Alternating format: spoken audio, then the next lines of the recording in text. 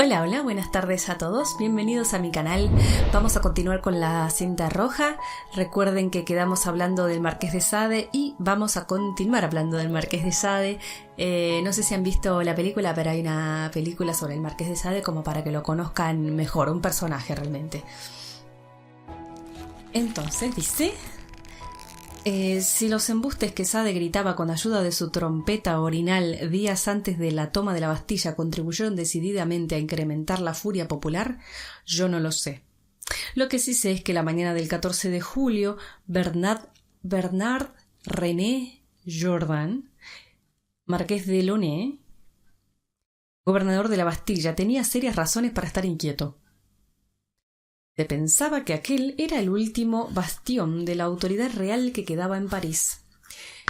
Y es que, según las noticias que recibía el gobernador, por un lado, el barón de Besenval, responsable del mando militar realista de París, acababa de evacuar prácticamente todo el centro de la ciudad, y por otro, el comandante de Les Invalides había enviado a Launay para que guardara en la Bastilla 250 barriles de pólvora por considerar esa fortaleza el lugar más seguro. Este hecho resultaría decisivo, apenas unas cuantas horas después de que un número indeterminado de civiles, incluidos mujeres y niños, junto con no pocos militares desertores de la Guardia Francesa, comenzaran a reunirse ante las murallas de la prisión. La cabeza ensangrentada de Launay era paseada en una pica por las calles de París entre gritos de júbilo y cantos populares. Antes de esto la gente había procedido a liberar a todos los prisioneros que encontraron dentro de la Bastilla, y todos resultaron ser solo 7. De ellos, uno era un conde encarcelado como Sade a petición de su propia familia por sus actos libertinos, 4 eran falsificadores, y los 2 restantes perturbados mentales. He ahí lo que los ciudadanos de París encontraron realmente tras las murallas de aquel terrible bastión del despotismo real. Aun así, este pequeño detalle de la falta de prisioneros no opacó en absoluto la alegría popular, y lo que faltaba de veracidad lo puso la imaginación, ya que apenas había presos y no se encontraron tampoco las esperadas salas de suplicio ni implemento alguno que pareciera de tortura. Los libertadores de la Bastilla procedieron a pasear como instrumentos de castigo la rueda dentada de una prensa de aceite y una arrumbrada armadura del siglo XII que adornaba las escaleras. Por otro lado, como ya he apuntado en un capítulo anterior, la noche del 14 de julio, y ajeno a la trascendencia de todo lo que acababa de ocurrir, el buen rey Luis, en su diario privado y como comentario del día, escribió solo una palabra: rien. Y yo, por mi parte, en mi casa de Fontenay-aux-Roses, escasas leguas de París, me fui a dormir, muy enfadada con mis 2 amigos, Félix y Alex, por haber arruinado mi merienda campestre. Era el inicio de la Revolución Francesa, pero casi nadie se dio cuenta. Y es que entre los revoltosos que tomaron la Bastilla no estaban desde luego los nobles que habían decidido afiliarse al Tercer Estado, ni por supuesto Alexandre Lameth ni Félix Le Pelletier. Tampoco ninguno de mis 2 amigos estaría entre aquellos que ahorcaron a Foulon de Douai, controlador general de finanzas, colgándolo de la lanterne los días siguientes. Y sin embargo, lo cierto es que, sin saberlo, tanto Blondinet como Alex, como todos los demás reformistas, acababan de firmar un invisible pacto con los revoltosos. Más tarde se diría que un solo vistazo a la actitud de ese nuevo aliado debería haber bastado a los seguidores de Lafayette, a mis amigos y el resto de los reformistas para darse cuenta de que aquella masa enardecida era algo más que un simple ariete que utilizar a conveniencia contra el poder real, y que tarde o temprano acabarían reclamando los derechos que creían haber adquirido con su lucha callejera. Sin embargo, en ese momento los reformistas no veían nada de todo esto y se consideraban vencedores de jornada tan singular. Por su parte, el rey, tras la toma de la Bastilla, se vio obligado a colocar a Bailly, el cabecilla del juramento del juego de pelota, en el cargo de alcalde, y a Lafayette en el de comandante de la Guardia Nacional, un cuerpo que a partir de ese momento pasó, por cierto, a vestir los nuevos colores del pueblo: rojo, blanco y azul. De ahí en adelante, tanto Luis XVI como su familia tuvieron que aceptar además el uso de la escarapela tricolor, símbolo de los nuevos tiempos. El rey se vio conminado a lucirla en su sombrero en los actos públicos, y María Antonieta, por su parte, en el tocado o en el pecho. Acababa de nacer así una nueva era para Francia, y al menos en apariencia todo el mundo le daba la bienvenida. Eran días de gran júbilo. Danzando al borde del precipicio. La toma de la Bastilla no impidió, desde luego, que la buena sociedad continuara con sus fiestas.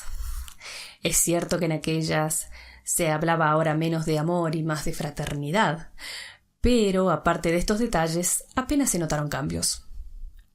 Mi marido, Jean de Fontenay, por ejemplo, continuó con su rutina de jugar a las cartas y yo con la mía de brillar en los salones. Y es que por aquel entonces mis fiestas comenzaron a hacerse famosas en París, no solo por las personas que a ella acudían, sino sobre todo por mis cuidadas mises en scène. La expresión puede ahora parecer frívola y baladí, pero desde luego en aquella época era algo de suma importancia, puesto que la Revolución Francesa fue, además de todo lo que ya sabemos de ella, un movimiento en el que la estética, la escenificación y desde luego la teatralidad jugaban un papel sumamente relevante. Así, hay que decir que desde los primeros días de su triunfo se comenzó a cultivar todo lo que tuviera un aire clásico que recordara la antigua Roma, espejo en el que se miraban los revolucionarios. Entre los oradores en la Asamblea Constituyente, por ejemplo, se estilaba a imitar a los tribunos romanos y declamar imitando sus poses, sus expresiones. Incluso muchos de ellos, como Mirabeau, comenzaron a recibir lecciones de actores famosos para dominar mejor la escena. Todos querían emular aquellos viejos y gloriosos tiempos pretéritos que se consideraban el cenit de la civilización y del progreso. Los escultores, por su parte, y también los pintores como Jacques-Louis David, procuraban imitar la composición y los temas clásicos, como en aquel famoso cuadro, El juramento de los Horacios, que se convirtió en todo un símbolo de los atributos de la nueva era. Yo, por mi parte, no tardé nada en sumarme a tan bella corriente estética y decidí hacerlo a mi modo.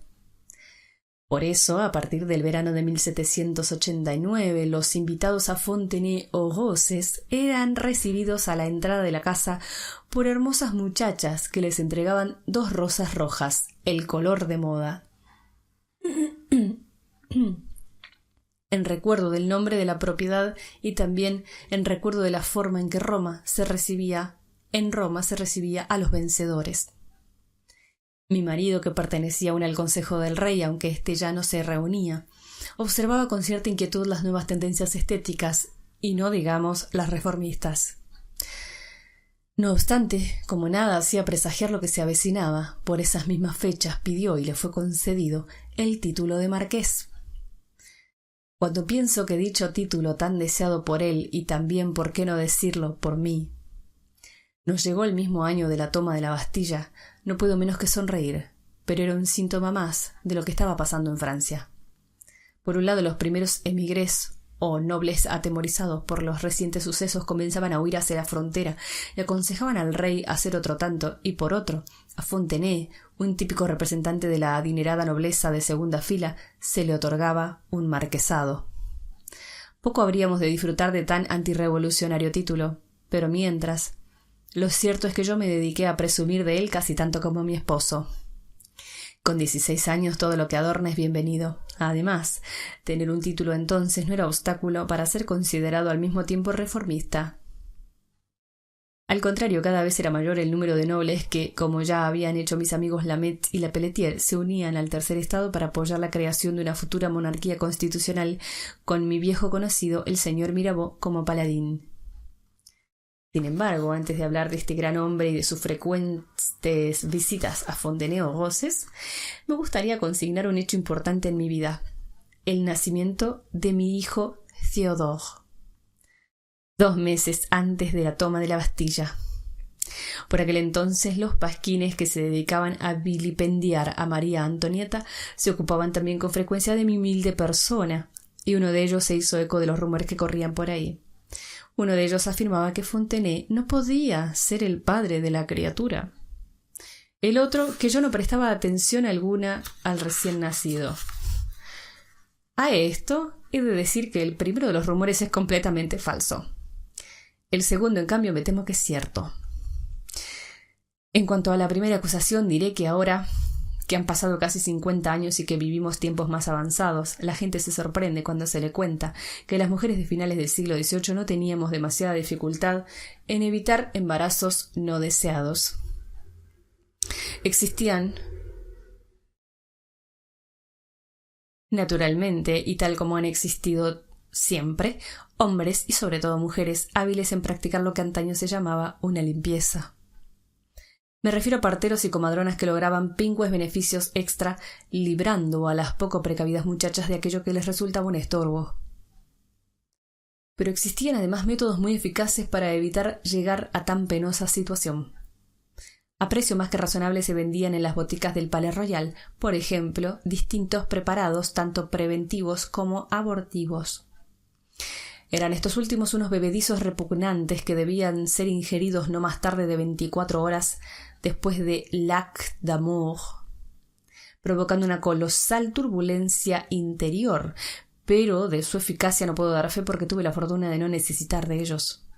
De los primeros, en cambio, sí puedo hablar, y antes que nada he de decir que su composición y forma de aplicarse eran temas habituales de conversación entre nosotras, las damas, cuando los caballeros estaban ausentes.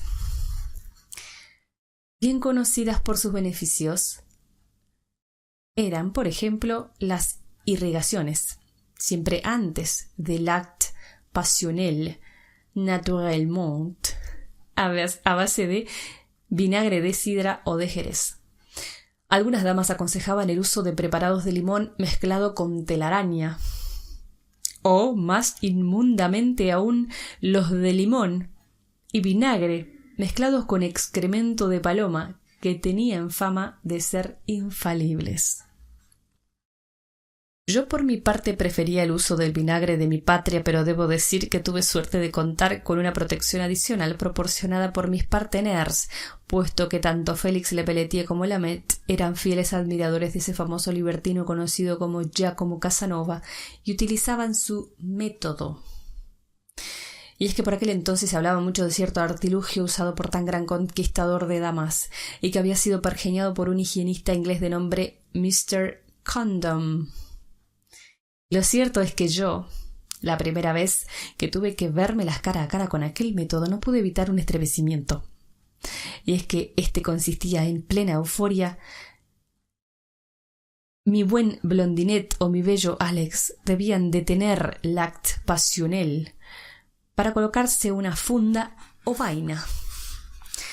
El espectáculo en sí era ya muy poco elegante por lo difícil que resultaba ajustar a su miembro viril aquel artilugio semitransparente, de textura gomosa y del color de la orina. Pero lo peor fue cuando me enteré, por Blondinet, de que dicha vaina estaba confeccionada con tripa de gato. «Vraiment», le dije a Alex la segunda vez que intentó calzarse aquello mientras yo miraba el techo y contaba ovejitas.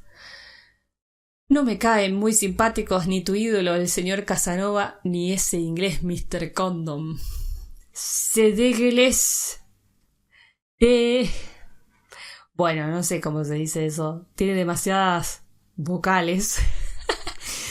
C'est dégueulasse, vuestro método».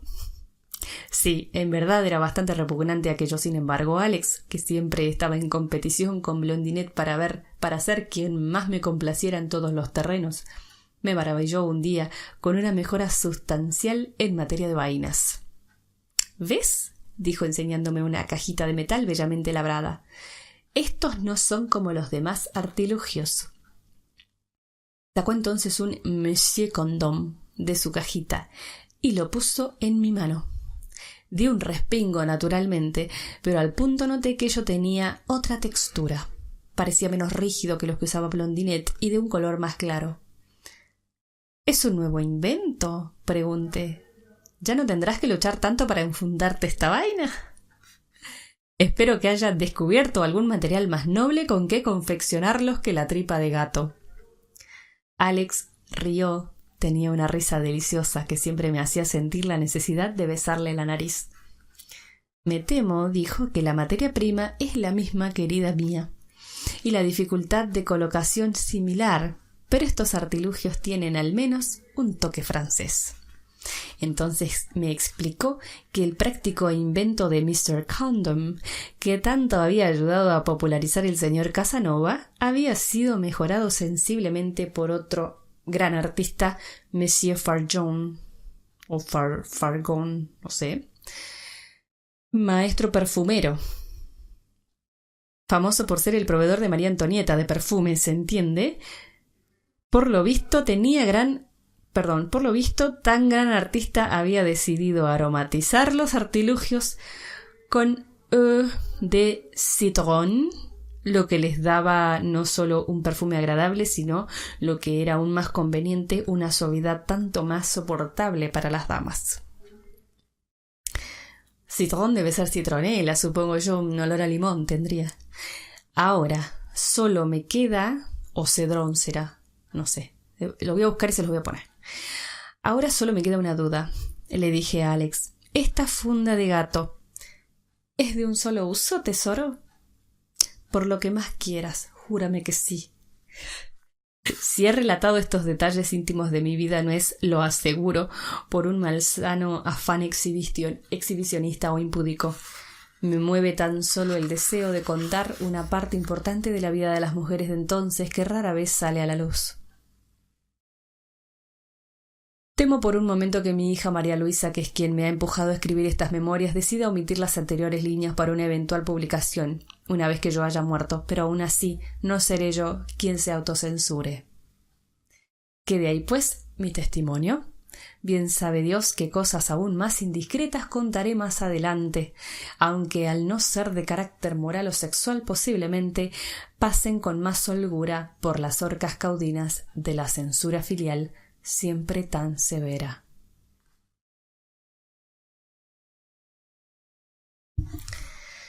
Sin embargo, no es de mi hija María Luisa, la menor de mis 10 hijos, de quien toca hablar ahora, sino de Théodore, el mayor. Y si he contado con tanto detalle los métodos anticonceptivos que usábamos entonces es para afirmar afirmar con rotundidad que mon petit Théodore, nacido en 1789, era hijo de su legítimo padre Jean-Jacques de Van de Fontenay, mi marido, a pesar de sus cada vez más largas partidas de cartas y de sus injustificadas ausencias de casa, seguía por el momento cumpliendo con sus deberes maritales. Tal vez no con la frecuencia de los primeros meses y desde luego no con gran entusiasmo, puesto que tenía otros lechos que le resultaban más acogedores que el mío, pero sí con cierta regularidad. Era hombre metódico hasta para eso, y nuestra nuit d'amour era los miércoles, la víspera del día en que se recibía en casa. Así, la poca pasión que sentíamos el uno por el otro quedaba compensada con alguna visita extramatrimonial al día siguiente. Había, sin embargo, además de la habladuría infundada de que Théodore no era hijo de Jean-Jacques, otro rumor sobre mi persona que corría por ahí y que ya he apuntado someramente más arriba. Me refiero a mi indiferencia respecto del niño.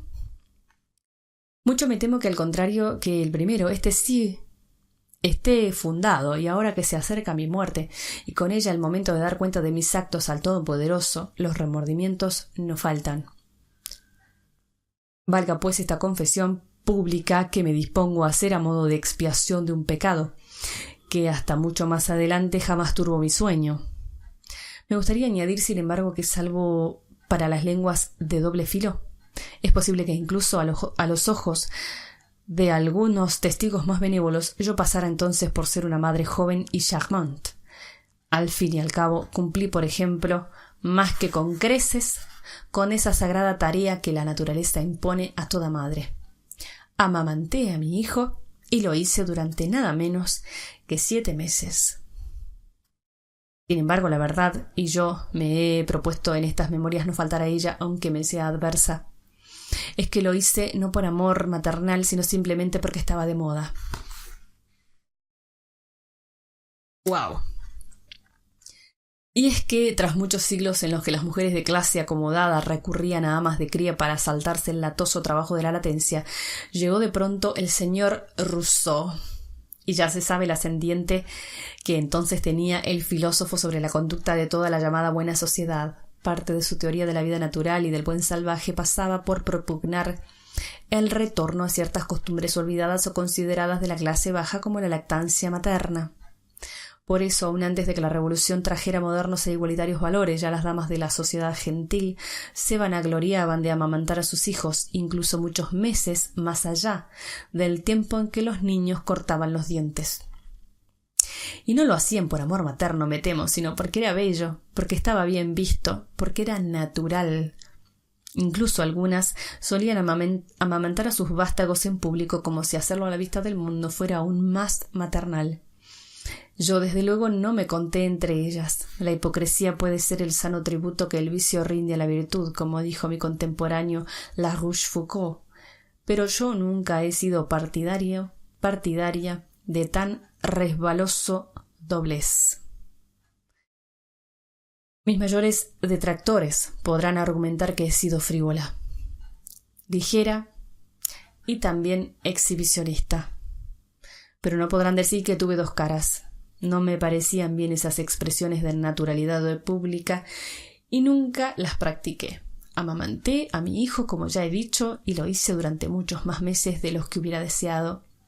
Pero lo hice llorando en secreto al comprobar lo que tardaba en comer un bebé y cómo, cuando acababa de hacerlo, ya había que volver a empezar de nuevo. Recuerdo también lo doloroso que es el proceso, sobre todo cuando el infante tiene ya dientes, y cómo se agrietaba el pecho, estropeándose para siempre. Por eso no me duelen prendas en decir que no me gustó en absoluto la experiencia y que sufrí lo indecible al comprobar cómo me sangraban los pezones, lo que muchas veces me hizo maldecir la sensibilité reinante que me obligaba a ser tan natural como una vaca lechera.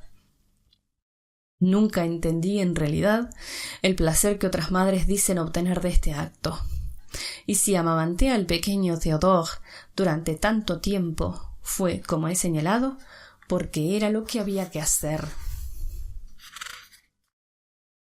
Podría alegar en mi descargo que tenía entonces 16 años y muchos pájaros en la cabeza. Podría añadir que si bien odié la lactancia, sí jugaba con mi hijo a menudo, lo vestía con esmero y lo llevaba a mis meriendas campestres como hacen las buenas madres. Podría poner muchas disculpas, pero lo cierto es que hacía todo eso con la misma dedicación o falta de ella con la que muy pocos años antes, apenas 4 o 5, jugaba con mis muñecas. De nada sirve justificarse ya. Lo único que me cabe añadir, aunque sé que dice poco en mi favor, es que el instinto materno no es algo que se me despertara de forma temprana en la vida. A diferencia, por cierto, de otros instintos igualmente básicos. Cerraron la puerta. Igualmente básicos y me desorienté. Igualmente básicos que sin sonrojo descubrí más tempranamente aún con mi muy querido Jean-Alex Laborde y que ahora practicaba sin sonrojo con mis amantes. A lo largo de mi existencia, daría yo a luz a otros 9 hijos, para los que sí fui madre entregada, responsable y cariñosa. Pero Theodore, él, en cambio, creció demasiado solo. Muy bien, vamos a dejar aquí. Los veo el próximo viernes, con suerte, porque la semana que viene voy a estar lejos de aquí, haciendo una pasantía que creo que me va a llevar todo el día, mañana y tarde, tratando de aprender y sacarle el máximo provecho. Es una pasantía en terapia intensiva. Yo como musicoterapeuta voy a ir a practicar y a aprender. Así que voy a estar muy muy imbuida en la práctica y quizás en la lectura. Si me dan algo de material estaría buenísimo. Bueno, si les interesa saber más sobre esa pasantía, los invito a que pasen a mi canal de musicoterapia neurológica, donde allí seguramente voy a comentar qué es lo que voy a hacer y qué es lo que voy a ir haciendo, y comentando las cosas que voy aprendiendo y eso. es mi intención también comentar un poco de qué se trata la pasantía. La verdad que para mí es una incógnita, una incertidumbre. Un poco, bueno, el año pasado cuando fui al curso de especialización me enteré un poco de qué se trataba, pero sin estar ahí es como muy difícil saber cómo es la rutina, digamos, diaria de un musicoterapeuta en una terapia intensiva. Así que para mí toda una sorpresa y mucha incertidumbre. Así que bueno, los dejo aquí y nos vemos la próxima con más Revolución Francesa. Gracias por comentar y por seguir aquí conmigo leyendo esta novela. Hasta pronto.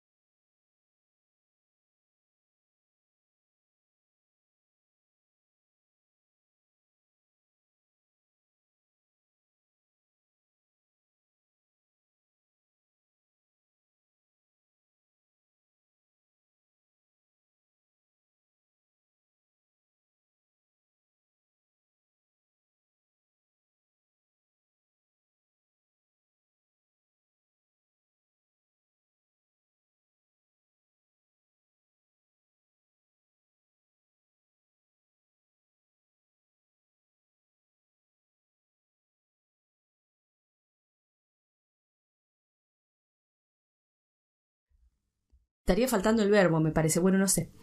Si vives con tu familia, entonces primero define claramente espacios de almacenamiento separados para cada miembro de la familia.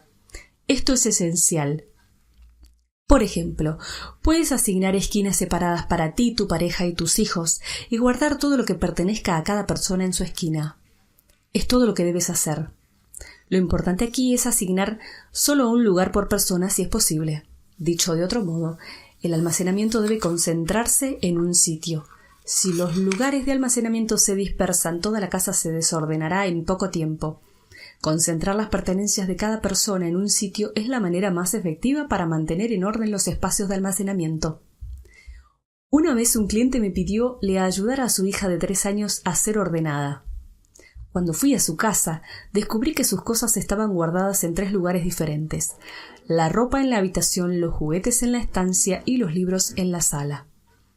Siguiendo los principios básicos para seleccionar y almacenar, juntamos todo en la sala de tatami. A partir de ese momento, su hija eligió qué ropa ponerse y guardó sus cosas en un lugar. Aunque yo le había dado instrucciones, quedé sorprendida. Incluso una niña de 3 años puede organizarse. Tener tu propio espacio te hace feliz. Cuando sientes que te pertenece personalmente, quieres mantenerlo en orden. Si no hay condiciones para darle a cada quien su propia habitación, sí se le puede asignar su propio espacio de almacenamiento. Varios de mis conocidos que no son buenos organizadores tuvieron una madre que les limpiaba su habitación o nunca tuvieron un espacio que sintieran propio. Estas personas suelen guardar su ropa en la cómoda de sus hijos y sus libros en el librero de su pareja. Pero es peligroso no tener un espacio propio. Todo el mundo necesita un santuario. Esto es totalmente cierto, me encantó eso. Yo soy consciente de que cuando empiezas a organizar tienes una verdadera tentación de empezar con espacios o cosas que pertenecen a toda la familia, como la estancia, los jabones y los medicamentos, o los electrodomésticos y las provisiones para el hogar. Pero por favor deja eso para después. Organiza primero tus propias cosas. Elige lo que quieres conservar y guárdalo en su espacio. Al hacerlo aprenderás las bases para poner en orden tu casa. Tal como ocurre cuando eliges qué pertenencias conservar, seguir el orden correcto es fundamental. Muy bien, creo que es momento de cortar y les comento que, la técnica de impostar la técnica de impostar la voz me funcionó, no me picó más la nariz, así que fue una buena deducción. Lo recomiendo para los oradores y para los que cantan, por supuesto que también vuelvo a insistir que es una técnica muy buena. Taparse la nariz y aprender a utilizar los resonadores de la boca y poder dirigir el aire hacia afuera por la boca, no por la nariz. Un gusto compartir este libro con ustedes. Ya está terminando, me da mucha pena porque realmente da mucha información valiosa, y este capítulo la verdad que está muy interesante. Mi novio ha encontrado también en YouTube gente que hace como tutoriales de cómo guardar y organizar las cosas en general al método Marie Kondo, así que búsquenlo en YouTube, que van a poder encontrar más consejos prácticos para poder organizar sus cosas. Y los dejo hasta el próximo video. Encantada de que hayan visto el video hasta el final. Regálenme un me gusta, compartan con sus amigos y hasta la próxima.